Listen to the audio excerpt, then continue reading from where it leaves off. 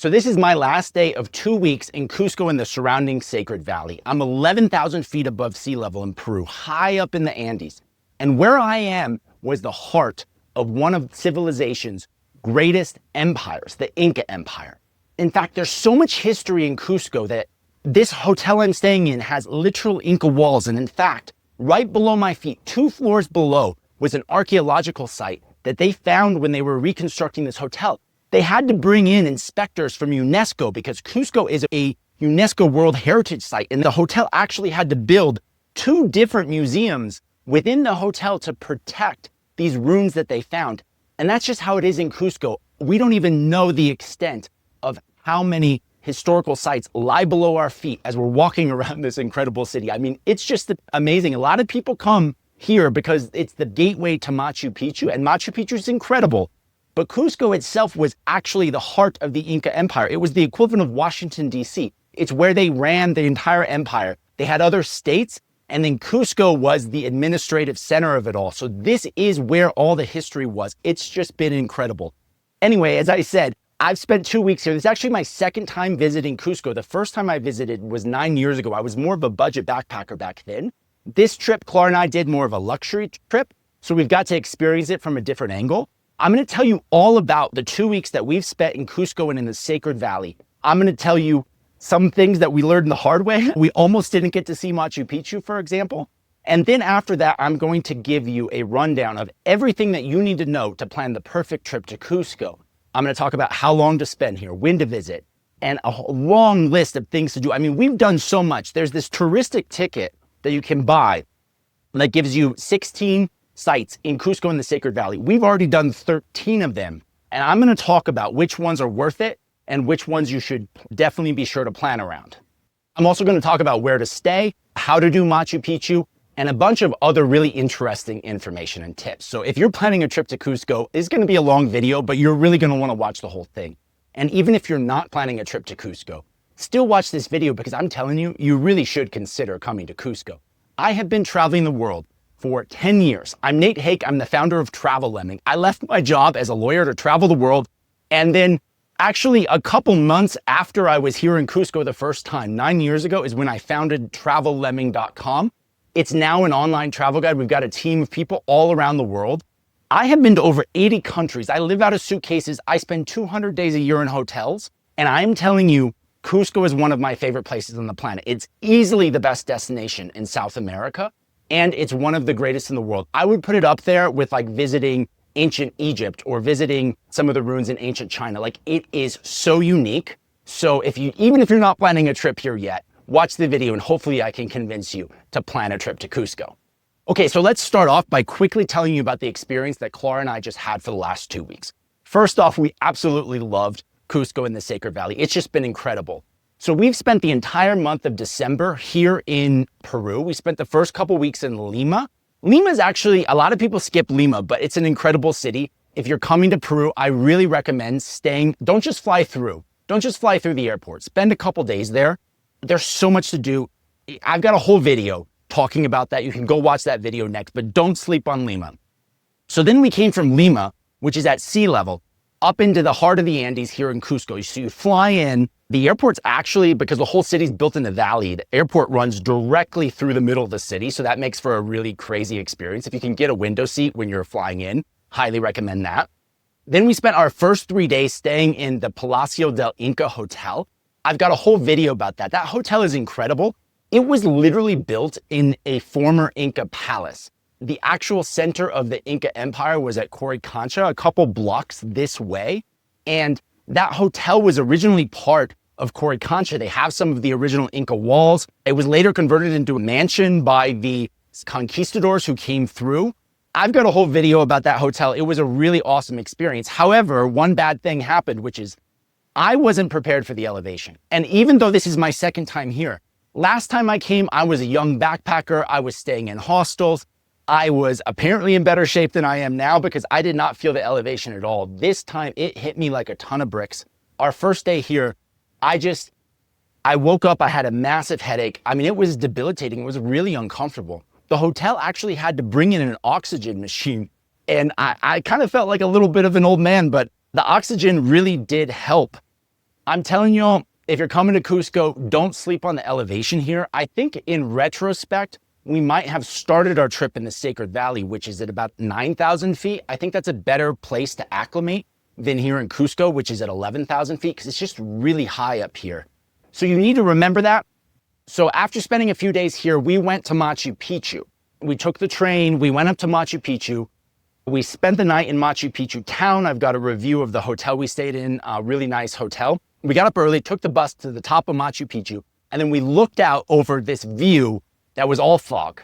And it was like that for 3 hours. We almost didn't get to see Machu Picchu at all because you go one way around the circuit and you can't go back, and you start at the viewpoint. So we had a 7 a.m. entrance. You have to enter at that time. You cannot go back.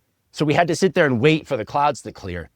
They didn't really clear. The only reason that we were able eventually to get a good view of Machu Picchu is because we had bought a backup ticket the night before. We got some amazing views, but a lot of the other people that entered with us at 7 a.m., they did not really get to see Machu Picchu. I've got an entire video about how not to fail Machu Picchu. Go watch that next so that you can avoid those mistakes. After Machu Picchu, we went and we spent 4 days in Urubamba in the Sacred Valley. The Sacred Valley is the area around Cusco. It's gorgeous. There are lots of really cool archaeological sites around there, other Inca sites that you can go and see. We stayed in this incredible hotel called Tombo del Inca. It was amazing. I've got a whole other review of it. It's one of the only hotels that has its own private train station. So you could take the train and come back and just stay in that hotel. After staying in Tombo del Inca, we came back here to Cusco, and we spent the last week here in Cusco in the city itself, exploring everything that we can in the city. We were here over Christmas. And I gotta tell you, Peru is a great place to be for the holidays. You don't get snow because it's technically summer here in the Southern Hemisphere, but the Peruvians, they love Christmas. There were so many lights, there were so many celebrations. There's Christmas music everywhere. If you're planning a holiday trip with your family, I think that Cusco is a really good destination to consider. We had a ton of fun here. We have explored so many different things. We've been to 13 of the 16 different destinations on this tourist ticket. And beyond that, we've also been to a lot of other sites in this area. Later in this video, I'm gonna talk about all the best things to do here in Cusco. It's just been awesome. I've absolutely loved our time in Cusco. The thing that has really impressed me the most, though, is just the history. I mean, this place is incredible. The Incas are so incredible. Cusco itself was founded in the 12th century by the Quilchi people. There were pre-Inca Andean civilizations here. And then the Inca came along a couple hundred years later, and they built the largest empire in all of the Americas. And what's so wild about the Inca is that they are one of the pristine civilizations, which means that they grew up independent of other civilizations. And it's interesting how they were able to build such a huge functioning empire without some of the things that we would naturally think are kind of part of civilizations. The Incas never invented the wheel. They never used a wheel, and yet they had a huge network of roads that enabled them to build this massive empire. They did not actually have a written language. They used something called a quipo, which is like a rope with knots in it that they would use for record keeping, but they did not have a written language. They didn't have a traditional monetary system. Their whole economic system worked on the basis of reciprocity, it just kind of blows the mind because it makes you realize like, oh, there's so many different ways that humans could have come together as a civilization. Like, it doesn't have to be the way that we sort of think about based upon the Eurasian center that we all kind of have grown up with history. It really makes you think. I mean, the Incas also practiced human sacrifices, of course, lots of other interesting things that you learned here. Then in 1533, the Spaniards came into Cusco, and unfortunately, they really looted and ransacked a lot of the best history that was here.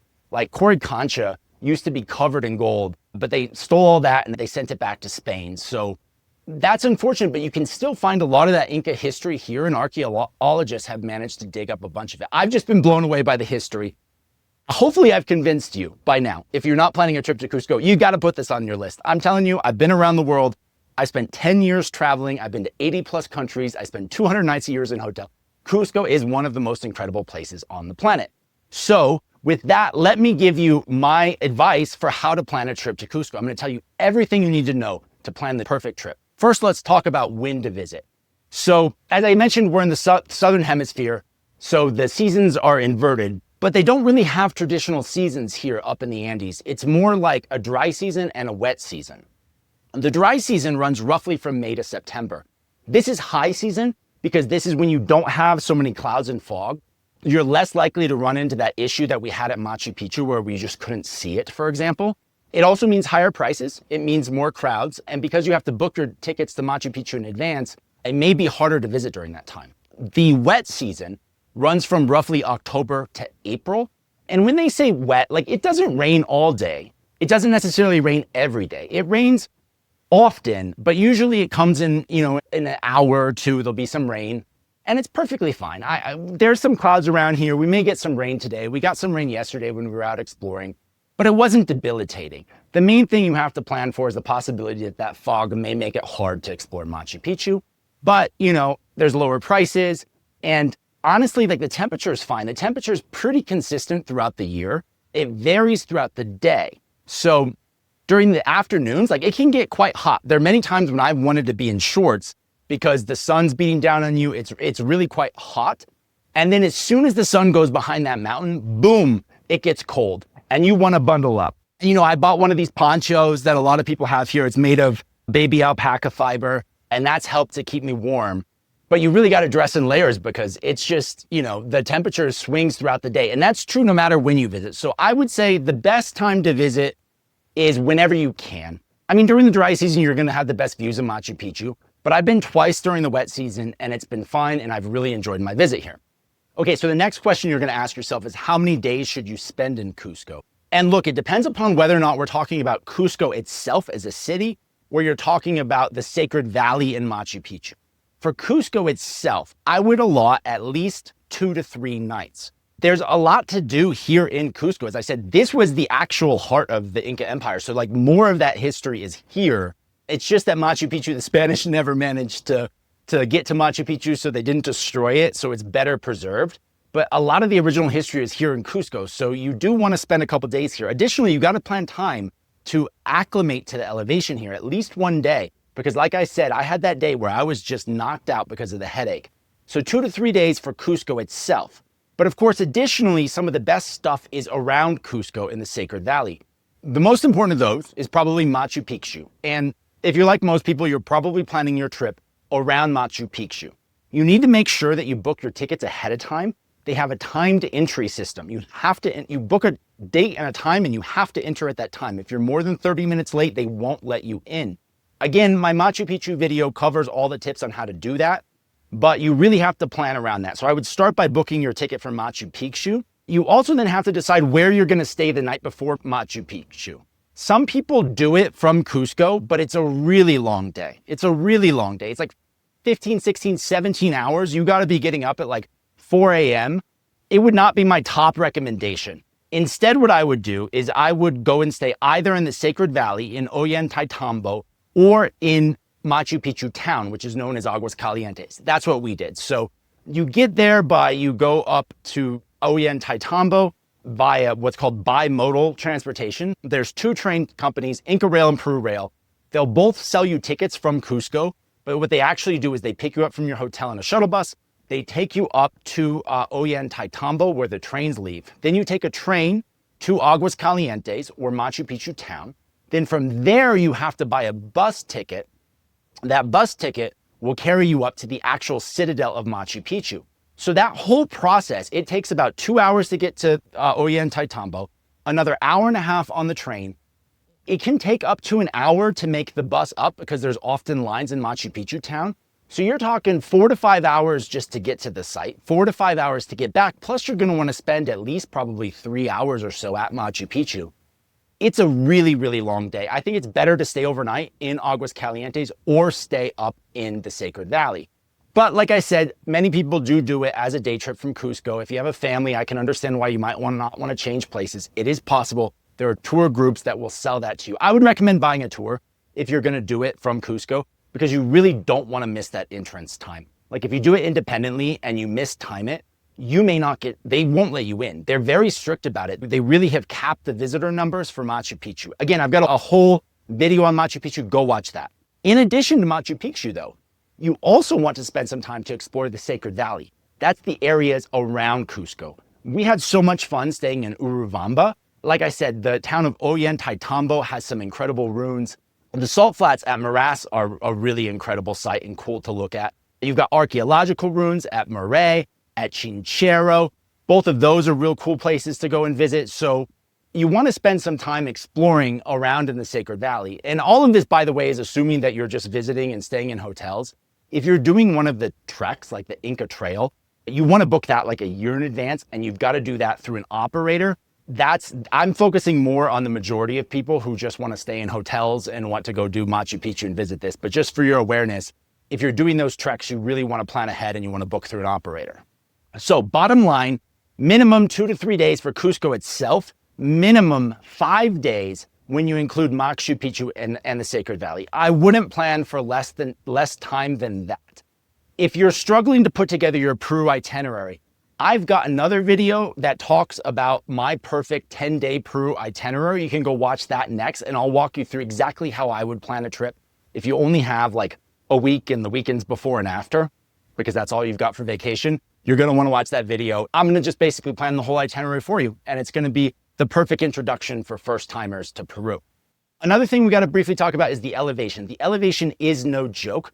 Cusco sits at 11,000 feet. Cusco actually is higher than Machu Picchu.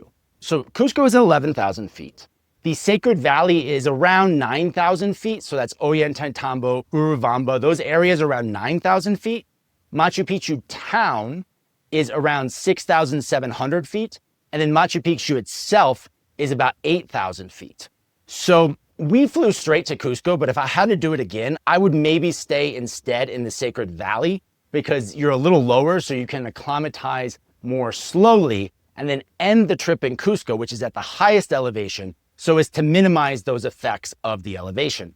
There are some medications that you can be prescribed that can potentially help with elevation sickness. I'm not a doctor, so I'm not going to recommend those, but talk to your doctor. You can also find them in pharmacists around town here. If you're really worried about it, many of the hotels will provide you with oxygen. This one we're in right now, the JW Marriott El Convento, actually pumps oxygen into the rooms. A couple of luxury hotels do that. I've got another video reviewing this hotel. It's really cool. So that's an option as well. They also sell oxygen in a lot of the pharmacies here. But most importantly, like, plan extra time and like, don't be afraid to just take a day to acclimatize. Okay, so now where should you stay in Cusco? So when we're talking about the city of Cusco itself, again, I would recommend staying in the Sacred Valley or in Machu Picchu town before doing Machu Picchu. But you should also spend a couple days here in Cusco. It's actually pretty easy when it comes to picking what area to stay in Cusco, because there's really only one area to stay. You want to stay in the historical center. That's where I am right now. And honestly, this is where all of the hotels are. I mean, there almost are not hotels outside of this area. Cusco is built along a valley. You have the historical center at the far western edge of that valley. And then Cusco kind of extends in this oblong shape, kind of like a cigar, all the way along the valley. And in the middle, in the center of the city, is the airport, which is really interesting. A lot of those areas over on the other part of Cusco, they're not as touristic. Yes, you could maybe find some apartment rentals there, but I would not recommend staying there. You're going to be a lot better off here in the historic center. This is where all the attractions are. Lots of good restaurants. Yes, it's touristy, but like, you're a tourist, you should be staying in the historic center, no question. There are a couple neighborhoods that are a part of the historic center, including San Blas, which we'll talk about later. But honestly, like, it's a couple blocks. It's a small area. Find a good hotel for you in the historic center and you'll be fine. So what are the best hotels in Cusco? Well, I've now stayed in quite a number of hotels. My first trip here, I actually stayed in hostels, and this time we're doing more of a luxury stay. We've also gone around and visited some other hotels, because one of the big things we do is we recommend hotels at Travel Lemming. If you're trying to pick the perfect hotel, search Travel Lemming Cusco, or find my guide to where to stay in Cusco, which will be wherever the links are in this thing. I mean, I will break down everything you need to know, and probably more information than you want to know about Cusco, because we put in so much effort trying to explore all the different hotels and talking to different travelers. I'm going to tell you the best hotels for luxury, mid-range, and budget. Let's start off with luxury. Palacio del Inca. This is the first hotel we stayed at on this trip. That is the hotel I was telling you about that was actually part of a former Inca palace. There are actual Inca walls built into the hotel. It was a part of Coricancha. Coricancha was the temple to the sun that the Incas built. It was the center of the entire Inca Empire, and this hotel was actually a part of this. I mean, the history is unbelievable. Then in the 1500s, the Spanish came through. Francisco Pizarro was a conquistador, and he basically took over what is now the hotel, and he made it into like a colonial mansion. And so a lot of the hotel preserves a lot of that Spanish colonial mansion feel. There's incredible artwork, this amazing courtyard. They bring in an alpaca by the name of Inti, who was super fun to play with. I love that hotel so much. It's really great for couples. If you want like a really artsy sort of boutique type of stay, you can go watch my video review of that hotel. By the way, if you want to book that hotel or any hotel, we'll have affiliate links in the description below. We pay for our own hotels, but we are able to fund our content creation when our readers appreciate our recommendation and use our affiliate links to book your accommodation, and then we get a small commission. You don't have to use our links. You can use our advice and book separately. But if you click our link before you buy, we get a commission, and it helps us make more videos like that. So it's a really nice way of letting us know that you appreciate what we're doing. So again, for couples, for anyone who wants like the best hotel, my favorite by far, Palacio del Inca. Number 2, the hotel I'm currently at. This is the JW Marriott El Convento. This hotel was actually located in a former convent. This was a Spanish convent. There's really a lot of interesting history here. They take you on a tour of the hotel where they tell you all about the history of this. When Marriott bought this property, it took them like 6 years to renovate it because it had pretty much fallen apart. And during that process, they discovered 2 separate cemeteries of like pre-Inca societies. And because Cusco is a UNESCO World Heritage Site, they actually had to bring in like UNESCO inspectors to make sure that they were protecting that. And so if you go down to the bottom floor of this hotel, there's like 2 archaeological sites within the hotel, and you can just walk in there and you can see, one of them, you can actually see some bones built right up into the wall there. Some of the rooms here are on the lower floors, and they actually have an Inca wall view. I originally booked one of those Inca wall views, but they upgraded me to this suite with these amazing views that we have here. I've got a whole video reviewing that hotel. You can go check it out. I think it's a really good choice for families or for anyone who just wants the comfort of like a slightly more modern rooms. Again, they also pump oxygen into the rooms here, which is interesting because I tell you what, you feel it. The minute we go outside and we start walking up and down the hills, boy, if my lungs don't like start to feel it, and you come back in the room and you feel a lot better. So that is one solution to the elevation problem. Another hotel that has some oxygen rooms and is a really nice 5-star hotel is the Monasterio Hotel by Belmond. We went and we had drinks at the bar. They have a beautiful bar. And we walked around the courtyard and we saw that hotel. That hotel looks fantastic. If you want the best of the best, check out Monasterio. Okay, you're like, Nate, I don't have that kind of money. What about something more in the middle range? Okay, I got a couple recommendations for you. First, the Wyndham Costa del Sol, Cusco. Really nice hotel. You can find rooms for around $100 to $150 a night. Good for families, good for couples. Nice mid-range hotel, perfect location. Another really good one, the Casa Andina Premium Cusco. This was actually located next to Palacio del Inca, right near Coricancha. Amazing location. Casa Andina is a Peruvian brand, so if you want to stay somewhere a little more local, I'd recommend that one. Casa Andina also has different levels, so the premium has the best location, but they also have like a standard and even a budget one if you want to stay somewhere a little cheaper. And again, it's a Peruvian brand, so that's fun. And now I didn't forget about all you budget travelers out there. I started off as a budget backpacker. I was sleeping in dorm rooms. No shame in that. You've got plenty of hostels here in Cusco. The 2 that I stayed in on my last trip are still a couple of the most popular hostels. Perihuana Hostel, that is a popular chain. I also stayed there in Lima. Really great hostel. I had a ton of fun there. They still got great reviews. Walked past it and it looks like it's still got a hoppin' social scene. Also, there's the Via Hero Hostel. I stayed there previously when it was called the Cocopelli Hostel.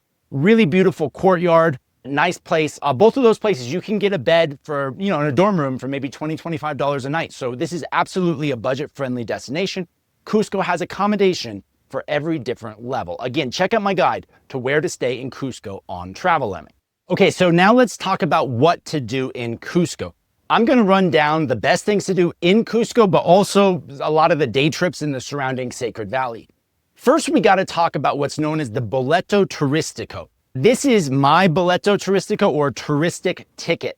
This ticket, you kind of have to buy if you wanna visit a couple of the major sites. Like most of the ruins in the area require this ticket, and you have to buy one version of this ticket. There are a couple different versions. You can buy this on the official site, or you can just do what we did, and which all of the sites that are included will sell it at their window, and you just buy it the first one you go to. You do have to bring your passport to that first one, so remember that. But then once you go to each of the different 16 sites, they just put a little hole punch in there. So there are a couple different options that you have for this ticket. The option that I recommend, the one that we got, is the 10-day pass. This covers all 16 sites in Cusco and in the Sacred Valley area, and it costs a total of 130 Peruvian sol. So that equates to about $38. So about $38 gets you access to 16 different sites. They do have some cheaper options. They have 1 and 2 day passes. So if you just want to do the archaeological sites in Cusco, for example, you could buy a 1 or 2 day pass. That costs about 70 sol. So about half of that, $19 or so. I think if you're going to the Sacred Valley, you just want to buy the 10-day thing. That's my best recommendation. Not everything on here is worth doing, but several of the main attractions are. And so you're probably $38. You've spent so much coming here, even if you're a budget traveler, you probably can afford it. And again, it's the only way to access some of the most important sites. Okay, so first I want to talk about the things that to do around Cusco, because it's important to remember a lot of the best sites are not just in the city, but they're actually, you have to either do them as day trips or you have to go stay out in the Sacred Valley, which again, I would really recommend doing because the Sacred Valley is gorgeous and it gives you a different angle on viewing it. So you could plan your itinerary to visit some of those sites while you're staying there, or you can just do them as day trips from Cusco. So let me go through the Sacred Valley sites, and I'll start with what I think is the most important one, other than Machu Picchu, which we've already talked about. This is Ollantaytambo. Ollantaytambo is a small town. It's really actually super amazing as a town. It's, I think, the prettiest town I've seen in Peru. This is where the trains leave to go to Machu Picchu town, but most tourists, they just go to the train station and they never see the town. You really want to go into the town, lots of cute cafes, lots of old Spanish colonial buildings. I think it's a great place to spend a couple nights, honestly. The main attraction there is the Ollantaytambo ruins. These ruins are really cool because they're built up on a mountainside. So you basically walk straight from the town center, you enter the ruins, and then you climb up the side of these ruins. It's a bunch of steps. It's not like a hard hike. I would say most people who are reasonably fit, even if they're elderly, would be able to do it. And you don't have to go all the way up. You can stop at whatever point you want. But I would recommend going all the way up because you get these incredible views out over the surrounding Sacred Valley and down upon the town itself. Then when you climb down from the ruins, there's some additional ruins down below. And then there's this giant field where they let llamas go. And we had so much fun there watching the llamas. There were 2 llamas in particular. It was like a couple, and they were just like the most, they were just, Clara said they reminded her of us because the way that they would just be very playful and sort of like pecking at each other and kind of wrestling. So we just sat and watched them for a while. That was super fun. Ollantaytambo it's at least several hours that you want to spend there, but it's 2 hours away from Cusco. And again, that's where you have to go to take the train to Machu Picchu. So this is why I'm saying you might want to plan that as part of your itinerary. Okay, so my next favorite site was Moray. Moray is really interesting. It's these like terraces that the Incas built. And on these terraces, they would test out different crops. They had a really complicated system of farming, and they would farm along terraces along the Andean mountainsides. And at Moray, it was kind of like a laboratory where they would test out the different crops, and then the crops that they would breed that they liked the most, they would send out. The ruins are shaped, the most famous ones are shaped kind of in a circle. It's actually meant to sort of mimic ovaries because of the reproduction nature of it. So that's interesting. You can view it, you pull in, you view it from up on top, and you can also climb down and walk along the ruins. Moray it's between here and Ollantaytambo. It's maybe an hour and 15 minutes or so from Cusco. Highly recommend visiting. I think it's worth it. Again, both that and Ollantaytambo are on the tourist ticket. While you're at Moray, you should also go nearby to the Salinas de Moraes. Now, this is not part of the touristic ticket. You have to pay a separate entrance fee of like 20 sol, but it's nearby and it's absolutely worth doing. These are salt pools. So a long time ago, this area of the Andes was actually underwater, and somehow a bunch of that salt got trapped into the mountains, and they're not even 100% sure how, but that salt water comes out, and the local communities there, they actually, like, each family would build its own pool where they would evaporate the salt. So the water would come in and then they would evaporate it away, and then they would harvest the salt. And over time, as the population of the local area has grown, more families have added on their pools. And so you can just walk down and it's a really cool photo. It's a really cool view. They actually sell some of the salt products there. We bought some of the salt. We bought some chips that were made with the Andean salt. If you've heard of Andean bath salts, which sometimes hotels have, a lot of that comes from this area.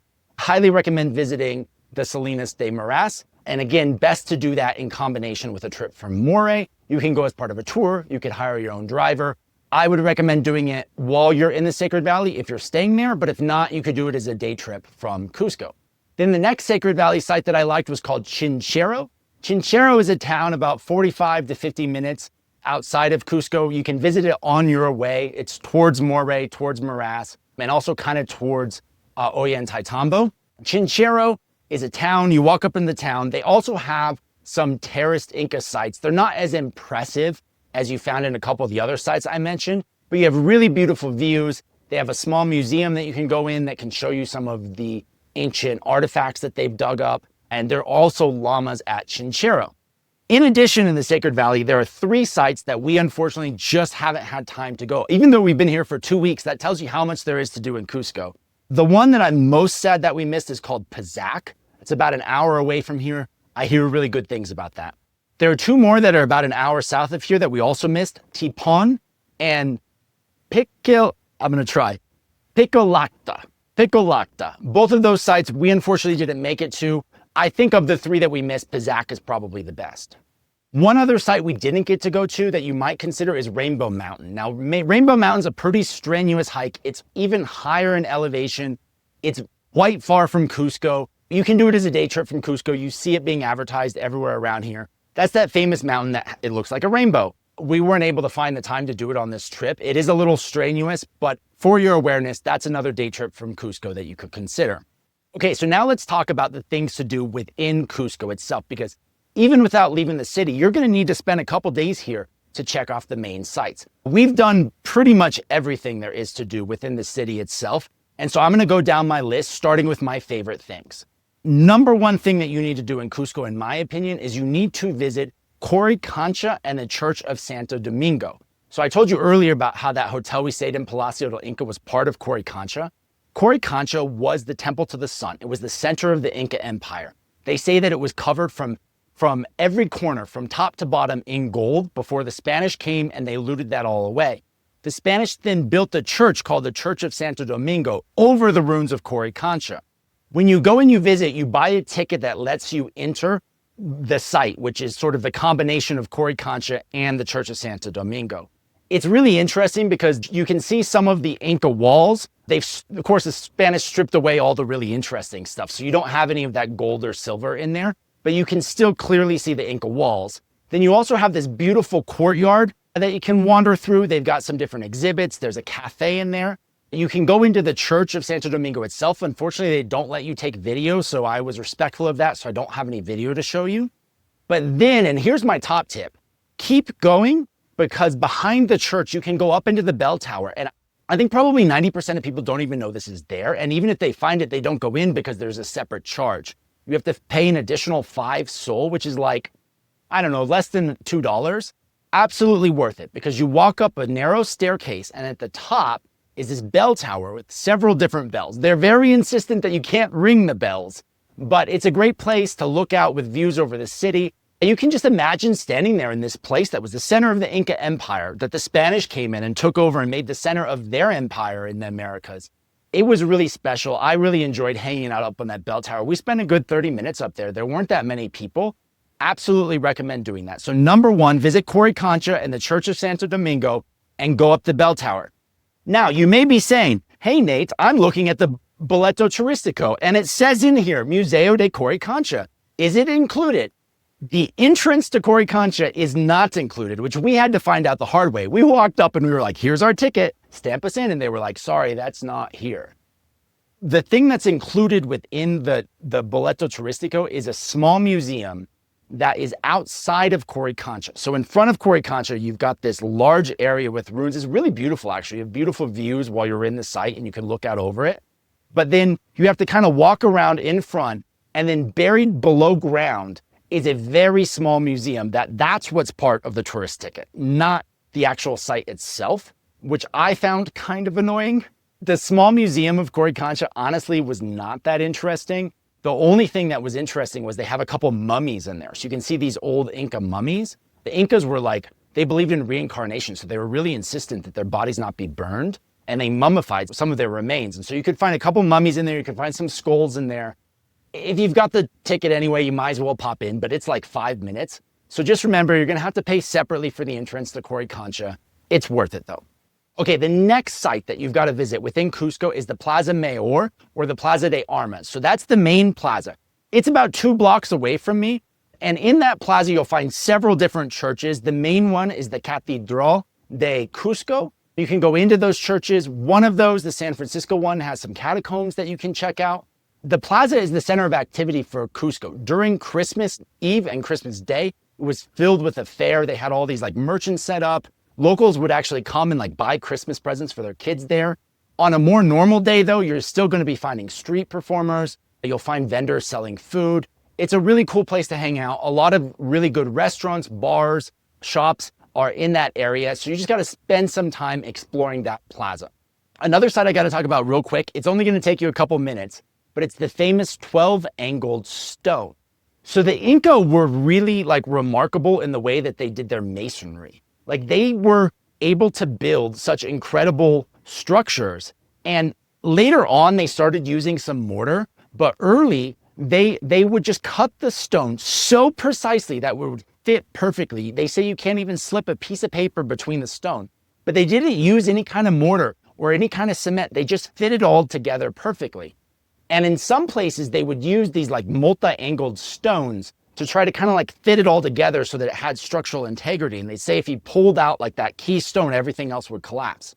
One of the most famous stones is actually just a block north of here. It's called the 12-angled stone.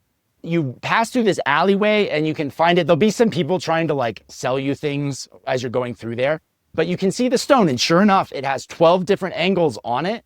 It's really fascinating. Again, everywhere in this city you turn, I mean, a lot of the hotels, a lot of these buildings have original Inca stones. Some of them are Spanish colonial stones, but you can usually tell the difference because most of the Spanish ones have mortar and most of the Inca ones do not, although some of the Inca ones do. Okay, another place to visit is the Mercado Central de San Pedro. This is a market, and you can find almost everything you can imagine for sale in this market. They've got places where they'll sell cut meat, or they'll sell all kinds of different household wares or textiles. The smell is pretty strong from some of the butchers in there, so just be aware of that. Then in another part of the market, they've had food stalls. If you want a nice budget place to eat, that's a really good place. I'm gonna talk later in the video about some of my favorite food in the city, but if you want like street food, if you want like really affordable eats, you wanna try some local dishes, this Mercado Central de San Pedro is a good place to do it. Okay, so another place pretty close to the main square is Plaza de San Blas. So San Blas is a neighborhood that's technically part of the historic center. It's kind of built up over on the hills. It's only just a couple blocks from where I'm sitting right now. You have to hike up a couple hills, and then there's a nice plaza there. They've got a little like water fountain. It's a really nice place to hang out. There's some cafes and restaurants in that area. Then if you keep walking toward the San Blas Mirador is what it's called, this is a viewpoint. So you'll be walking along this little pathway up along the side of the mountain, and then you come to this viewpoint and you've got incredible views out over Cusco. So I really recommend it. You'll be getting your steps in and maybe will feel the elevation as you're hiking up there, but walk up to that Mirador. Then if you continue along that pathway that hugs along the mountainside, you'll see various different cafes. You'll see a lot of street art. It's a really cool neighborhood to walk around. Eventually you'll come to the Zapatiana Aqueduct. This aqueduct it's worth a couple minutes to just see real quickly. When we went, there was a bit of a smell, so it wasn't our favorite, but then we quickly moved along. There's another mirador there with a church, and then there's one above it that's got a statue of Jesus Christ. Basically, San Blas is a great place to go and get these viewpoints where you can get awesome views up over the city. Highly recommend going there later in the afternoon when the sun is a little bit lower, and then you can hike back down into the city. Okay, so further up from San Blas are the 4 main sites that are part of this ticket. And these are, you really want to see these. These are 4 archaeological sites. They're part of a archaeological area.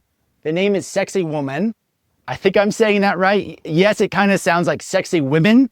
I've tried to pronounce it several different times. I'm pretty sure Sexy Woman is the pronunciation. There are 4 different sites included in that. Each of them have a separate entry as part of this ticket. You could also buy one of those one-day passes that just go to those 4 sites, but that's really what you're buying this ticket for, is to go up to those 4 sites.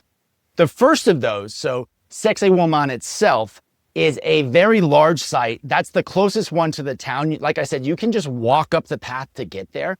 There's 2 large ruins and then a huge field between them. You maybe want to spend a couple hours up there exploring the different ruins, taking photos. You also have a nice view down in the valley towards the city itself. You can also see that statue of Jesus Christ.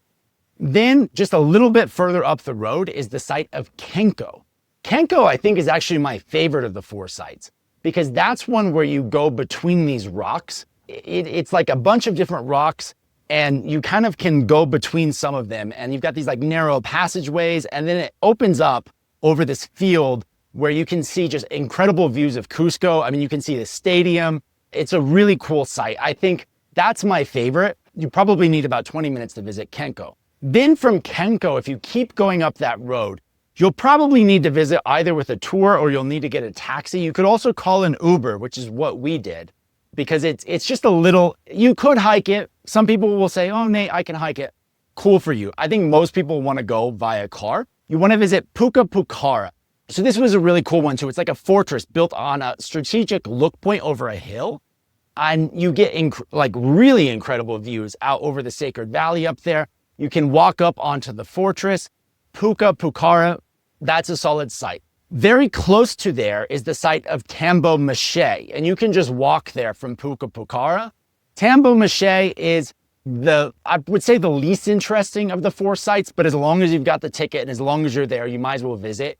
You kind of walk up a little bit of a way and then there's some ruins with a little bit of a waterfall that comes out from the ruins. And then from behind there, you can hike up over a viewpoint and take a photo over those ruins. So basically, I would say we just did it yesterday. You probably want to spend at least a half a day exploring the ruins up at the Sexy Woman Archaeological Park. Tell me in the comments, by the way, that I'm saying it wrong. I know someone, just leave a comment. Tell me I'm wrong. Okay, so now we gotta talk about museums. There are a ton of museums in Cusco. Some of them are included in this ticket, but several of the best ones are not.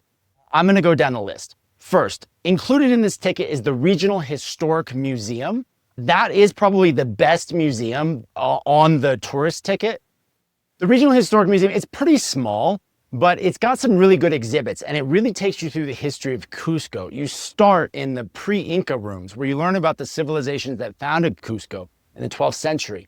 Then you learn about the Inca. Eventually they talk about the Spanish conquest. And there's some murals that really show the brutality of how the Spanish came in and just absolutely massacred many of the Incas and the extended 40-year war before the last of the Inca holdouts were eventually conquered by the Spanish. You also learn about the Spanish colonial period. They've got a bunch of colonial artwork and colonial artifacts in there. And they have probably the most important artifact in all of Cusco, which is the Placa del Sol. The Placa del Sol, also known as the sun disk, was made of like pre-Hispanic gold that was originally given to Peru's president. It ended up in the Smithsonian in the United States, but about 4 years ago, the United States gave it back to this museum. They put it behind glass because it's so important. It's actually the seal of Cusco. It only takes a couple minutes to look at, but that's an important site that you can see at the Regional Historic Museum. Another museum that I highly recommend, even though it's not on the tourist ticket, is the Pre-Columbian Art Museum. That museum has a lot of different pre-Columbian art. You can go in and you can see masks, you can see gold and silver exhibits. Lots of really interesting art. If you're interested in the societies that existed here before the Spaniards came through, highly recommend that museum. There's also the Machu Picchu Museum. That is a museum that's located in a house museum. It's a good one to visit before you go to Machu Picchu because you can learn about the history of Machu Picchu, about how it was discovered, about some of the legends behind it.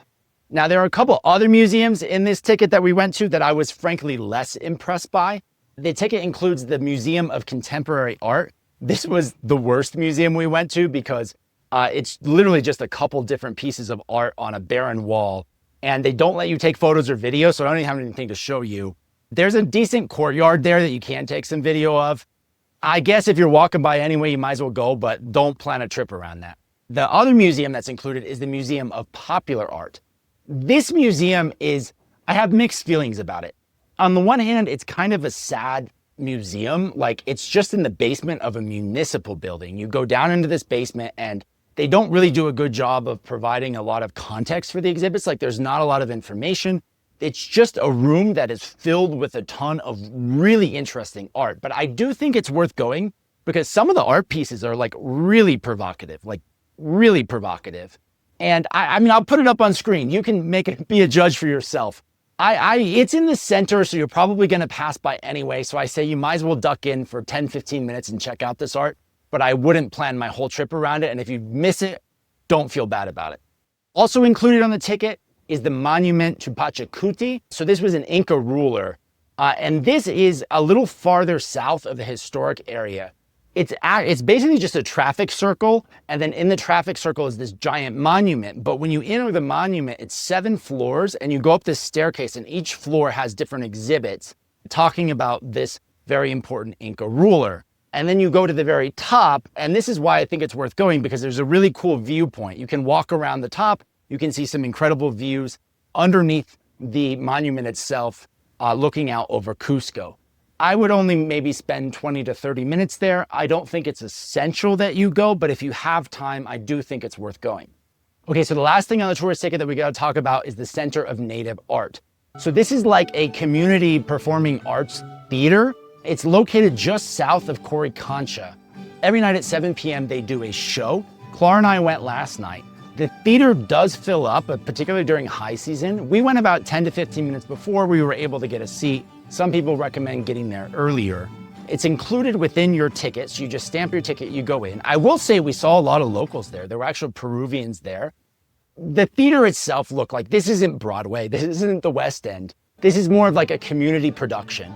But I really enjoyed it. It's a lot of like song and dance. And they have a musical.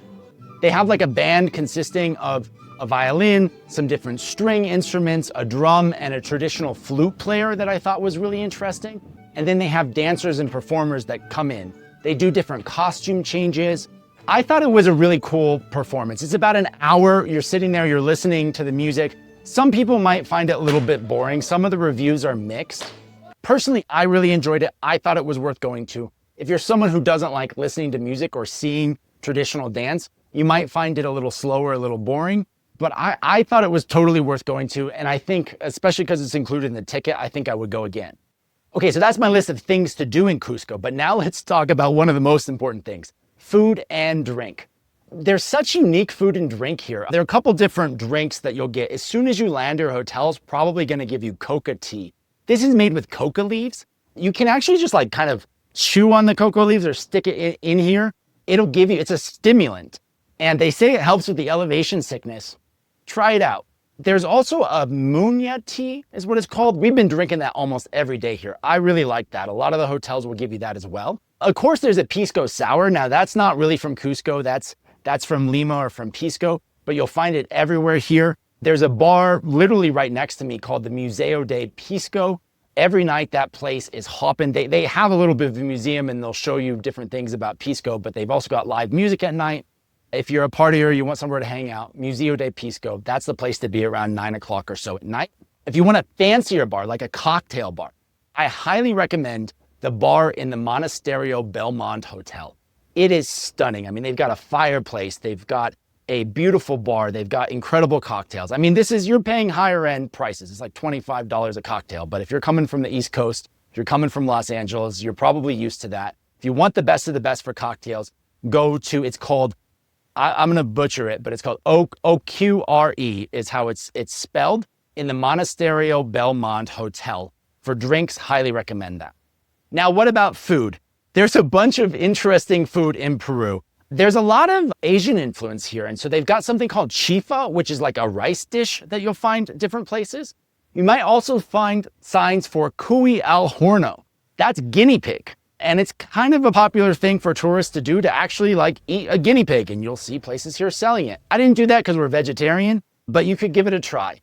You'll also see alpaca on the menu. Now, I've asked a couple Peruvians and they tell me that mostly it's the tourists who eat alpaca, but we have seen it on the menu of several restaurants here. Of course, you want to check out the street food. As I mentioned earlier, Mercado Central de San Pedro is one of the best places to do that. You'll find other street food vendors out in the square. If you want to try some local food, that's one of the best ways to do it. Now, in terms of sit-down restaurants, Cusco has so many incredible restaurants. It's actually, I think, it's just amazing. Like, there's a new restaurant in every corner. We really loved Oculto. This is like a small kind of wine bar style atmosphere. It's higher end. The prices weren't too bad. I think we got out of there for about $25 a person. It was recommended to us by a couple friends that we met in the Sacred Valley. And I do think that's the best place that we've eaten here. So I would highly recommend going to Oculto. They have dishes both for meat eaters and for vegetarians. As I said, we're plant-based. Even if you're not plant-based, you should go to Greenpoint Vegan Restaurant. This is a really cool restaurant up in San Blas. They've got amazing reviews. Check out the reviews. I know if you eat meat, you're like, oh, this isn't for me, Nate. But check out the reviews. You'll find a lot of meat eaters saying that this is the favorite vegan restaurant they've ever been to. The atmosphere itself is really cool. They've got a really nice garden. It's a gorgeous restaurant. I had an awesome burrito there. Lastly, Inti Raymi is the restaurant within the Palacio del Inca Hotel. That's a nice higher end restaurant. Clara and I ate our Christmas dinner there. We also ate there when we stayed at that hotel. That was a really good one. There's a lot more food in Cusco though than I can cover in this video, but that's just to get you started. You're not gonna have a problem, no matter your dietary restrictions, no matter what you wanna eat. There's a lot of tourist infrastructure here. They're used to tourists. All the servers, by the way, speak English. You don't really need to, I speak Spanish, but you don't need to speak Spanish to get around here. Lots of great food and dining here. Just be careful with the alcohol because remember, because of the elevation, the alcohol does hit you harder. And that brings me to my tips for Cusco. Couple quick things. Again, the elevation is no joke. You really want to plan around it. I would say do Cusco at the end of your itinerary. We started here and I think that was a mistake. I think I would start in the Sacred Valley, acclimate at a lower elevation, then end in Cusco. Go check out my Peru itinerary video again if you want the perfect itinerary. Number 2, be prepared for hills. This city is built in a valley, and so you're constantly walking up and down. Even if you're just going a short distance, because of the elevation, you really feel it. So be prepared for hills. My next tip, dress in layers. Even during the hour I've been recording this video, the temperature has changed by like about 10 degrees. Like it was a little chilly when I sat down and now I'm starting to feel hot. That's how it is here. The temperature changes depending on whether you're in the sun or not. And at night, you're almost always gonna wanna bundle up. But during the day, it might be hot and you might wanna be in shorts. Speaking of clothes, there's lots of shopping here in Cusco, so you don't necessarily have to bring anything with you. We've bought a lot while we were here. I bought this Peru shirt while we were here. I bought this poncho that you see here. I used this in some of my videos. It was really nice for staying warm. You can take it on, take it off. It was also, I think, made for some really cool photos at Machu Picchu.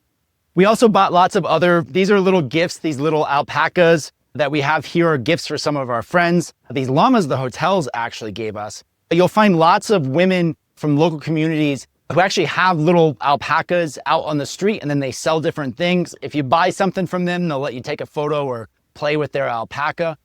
But my point is leave some space in your suitcase because the alpaca stuff, I mean, it's so soft. This stuff is so soft. You're probably gonna wanna buy some of this stuff even if you're not someone who normally does souvenirs. Another quick tip, wear sunscreen even when it's cloudy because we're at elevation, the UV rays are strong. I did not do this that day we were at Machu Picchu. There were so many clouds, I didn't think about it. And I ended up with a really red nose. I looked like Rudolph for Christmas, y'all. So be sure to wear sunscreen. And then my last trip is that I would not recommend staying in Cusco the night before you go to Machu Picchu. We already talked about this, but I would strongly recommend either staying in Machu Picchu town itself or staying in the Sacred Valley. I just think it's too far of a trip to do in one day from Cusco. I get maybe some people want to do that. You can do it. Plenty of people do it. I would recommend going up into the Sacred Valley, spending some time, spending a night there. Totally worth it. I've got reviews of a couple different hotels up there.